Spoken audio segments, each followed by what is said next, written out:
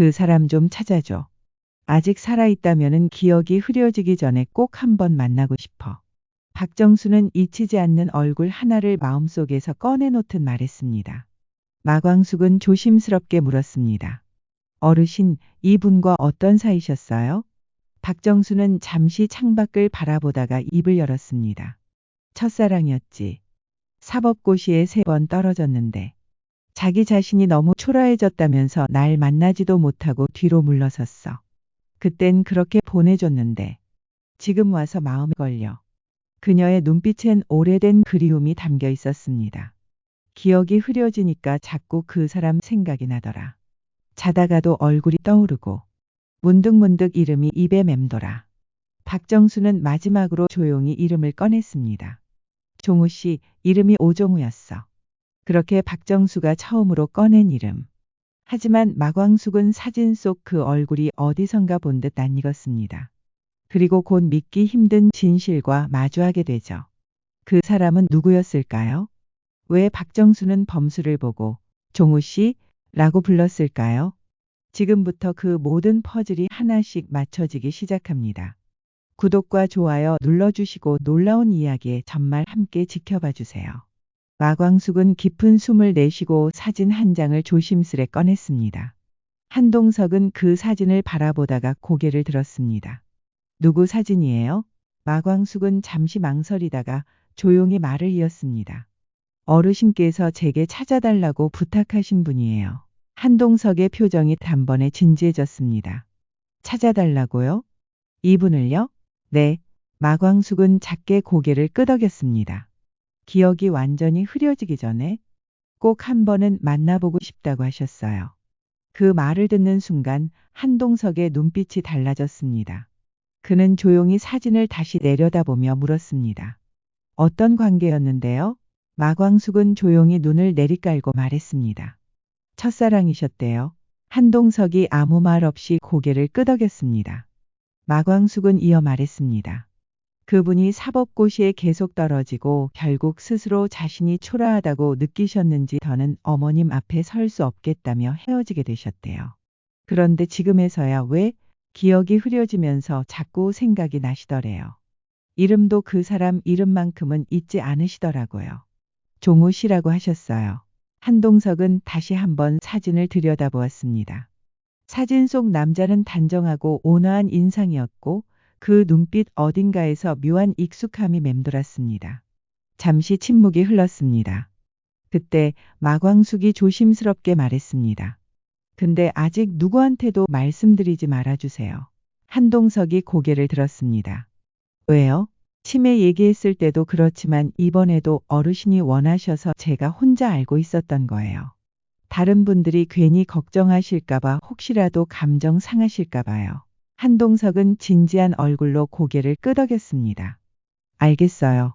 장모님이 광숙 씨를 많이 믿고 계신가 봐요. 나한테도 못하실 말을 광숙 씨한텐 하시네요.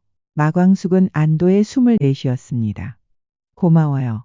한동석은 사진을 테이블에 내려놓으며 물었습니다. 그럼 어떻게 찾을 수 있을까요? 그게 문제예요. 이름이랑 이 사진 말고는 아는 게 없어요. 나이도 어림잡아 추측할 수밖에 없고요. 사법고시 준비하셨던 분이고 이 근처가 고향 같다고만 하셨어요. 한동석은 팔짱을 끼고 깊은 생각에 잠겼습니다. 그러면 일단 이 사진부터 복사해서 그 당시 사법고시 준비하신 분들 조용히 알아볼까요? 광숙 씨가 직접 나서면 부담스러우실 테니까 제가 따로 움직여 볼 수도 있고요. 마광숙은 눈을 동그랗게 떴습니다. 회장님이 직접요? 나도 이젠 이 가족이니까요. 장모님이 그렇게 간절하게 부탁하셨다면 꼭 찾아드려야죠. 그 말에 마광숙은 잠시 말이 막혔습니다. 그리고 이내 작게 웃었습니다. 진짜 고마워요. 정말 마음이 든든하네요. 한동석은 미소 지으며 사진을 다시 한번 바라보았습니다. 꼭 찾아서 장모님 원 풀어드리고 싶어요. 마광숙은 고개를 끄덕였습니다. 정말 그랬으면 좋겠어요. 며칠 전 마광숙은 박정수와 나들이 다녀온 후에 조심스럽게 손가방 속에서 명함 한 장을 꺼냈습니다. 그리고 박정수에게 건넸습니다. 이거 제 명함이에요. 혹시 혼자 계실 때 주소가 생각나지 않으시면 이거 보여주시면 돼요. 기사님한테 이걸 보여드리고 독수리 술도가로 오시라고 말씀하시면 됩니다. 박정수는 고개를 끄덕이며 명함을 받아들고 천천히 지갑 안에 넣었습니다. 그래, 이런 게 하나쯤 있으면 좋겠네. 그리고 며칠 뒤 박정수는 조용히 집을 나섰습니다. 그날은 유난히 하늘이 맑았고 그녀는 작은 핸드백 하나만 들고 골목길을 걸었습니다. 택시 한 대가 천천히 다가오자 그녀는 손을 들어 택시를 불렀습니다. 운전석 창문이 내려오고 기사가 물었습니다. 어디로 모실까요? 박정수는 미소를 지으며 대답했습니다. 잠깐만요. 주소가 어딨더라. 그녀는 잠시 가방 안을 뒤적였지만 목적지가 뚜렷하게 떠오르지 않았습니다. 머릿속이 희미해졌습니다. 그 순간 그녀는 가방 안쪽 깊숙이 넣어둔 작은 종이 한 장을 꺼냈습니다. 하얀 배경에 독수리 술도가라고 적힌 마광숙의 명함이었습니다. 박정수는 그 명함을 천천히 쳐다보다 기사에게 건넸습니다. 여기로 좀 가주세요. 기사는 고개를 끄덕이며 내비게이션의 주소를 입력했습니다. 독수리 술도가요? 네, 바로 출발하겠습니다. 차창 밖으로 스치는 풍경이 하나둘 지나가고 있었습니다. 술도가 마당. 따스한 햇살이 오래된 버드나무 그림자 사이로 드리워져 있었습니다. 그때 박정수가 택시에서 내렸습니다. 손에 마광숙의 명함을 들고 익숙한 듯 조심스럽게 술도가 입구로 들어섰습니다.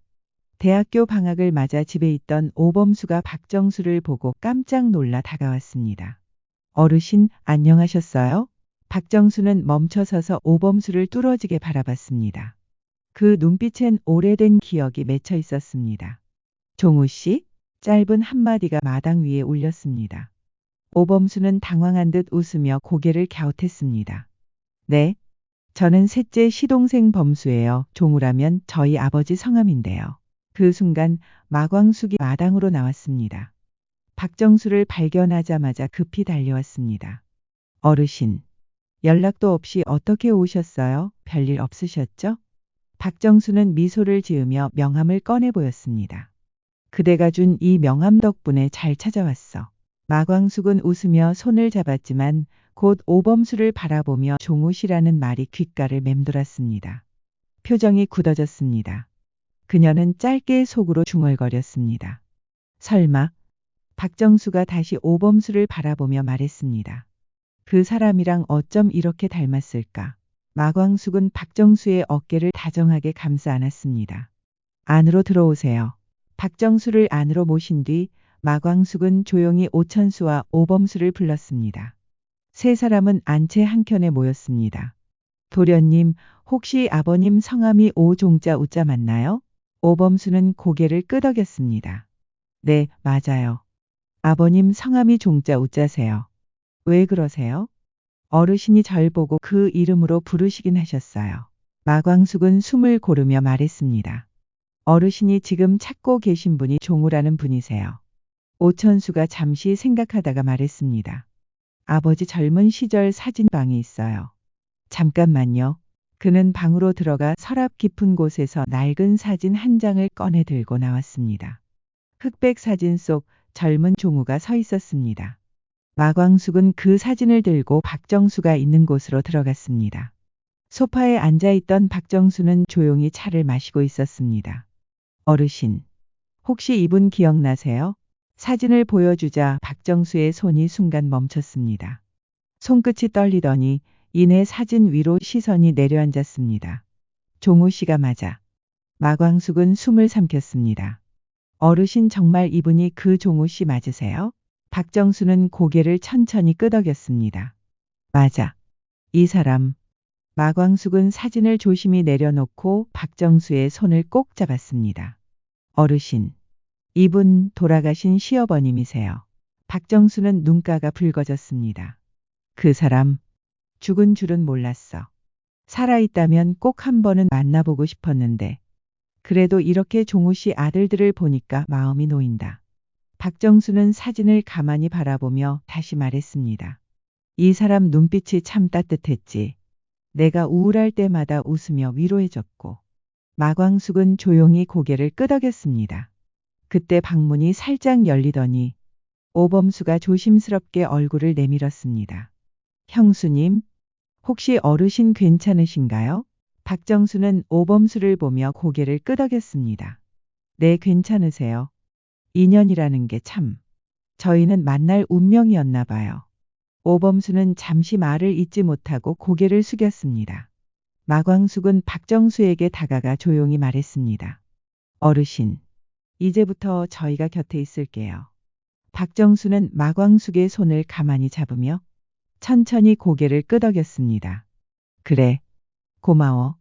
이제는 그때 하지 못했던 인사를 이 아이들을 통해 전할 수 있을 것 같아. 창밖으로 햇살이 은은하게 들어왔습니다. 박정수의 시선은 사진 위에 머물렀고 마치 오래도록 기다려온 마음이 조금은 편안해진 듯 보였습니다. 그날 저녁 독수리 술도가의 거실에는 조용하지만 따뜻한 분위기가 감돌고 있었습니다. 한동석과 마광숙, 독수리 형제들 모두 한자리에 모였습니다. 박정수는 차분한 눈빛으로 형제들을 둘러보다가 입을 열었습니다. 세상에 이런 인연도 있네요. 제 첫사랑이 이 집안의 아버지였다니. 그분의 아들들과 이렇게 마주 앉아 있을 줄은 정말 몰랐네요. 형제들은 놀라움과 경외심이 섞인 표정으로 서로를 바라보았습니다. 광숙 씨, 그대가 나한테 딸 노릇해 주겠다고 했지? 정말 그렇게 해주면 든든하겠어. 그대를 오해하고 한서방과의 만남 탐탁지 않아 했던 거는 잊어주었으면 해. 미안하게 되었어. 마광숙은 고개를 숙이며 미소 지었습니다. 저는 다 잊었어요. 어르신이 허락하신다면 저도 진심으로 딸 노릇해 볼게요. 그동안 여러모로 마음 써주셔서 감사합니다. 박정수는 조용히 고개를 끄덕이더니 이내 한동석을 바라보며 말을 이었습니다. 한서방, 겪어보니 이만한 사람이 없어. 이제 그만 망설이고 광숙이랑 합치게. 그동안 안 좋은 모습 보여서 미안하네. 시간이란 게 말이야. 기다려주지 않더군. 나처럼 후회하지 말고 지금 이 순간을 잡아. 내가 결혼 준비하겠네. 한동석은 무거운 듯 고개를 끄덕였습니다. 저도 이제는 더 미룰 이유가 없습니다. 광숙 씨와 함께할 준비 되어 있습니다. 박정수는 흐뭇하게 웃더니 오천수를 바라보며 말했습니다.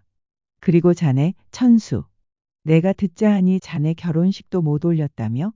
그럼 자네 결혼식도 내가 다 책임지겠네. 오천수는 놀란 듯 하다가 이내 고개를 숙였습니다. 말씀만으로도 감사합니다, 어르신. 오응수와 오범수, 오강수도 순서대로 고개를 끄덕였습니다. 말이 많지는 않았지만 진심은 조용히 흘러넘쳤습니다. 박정수는 그 모습을 흐뭇하게 바라보다가 말했습니다. 종호 씨도 하늘에서 흐뭇하게 보고 있을 거예요. 이런 좋은 사람들 곁에 남겨졌다는 게 얼마나 감사한 일인지. 이 집은 따뜻하고 정이 넘치네요. 이젠 나도 더는 후회하지 않을 것 같아요.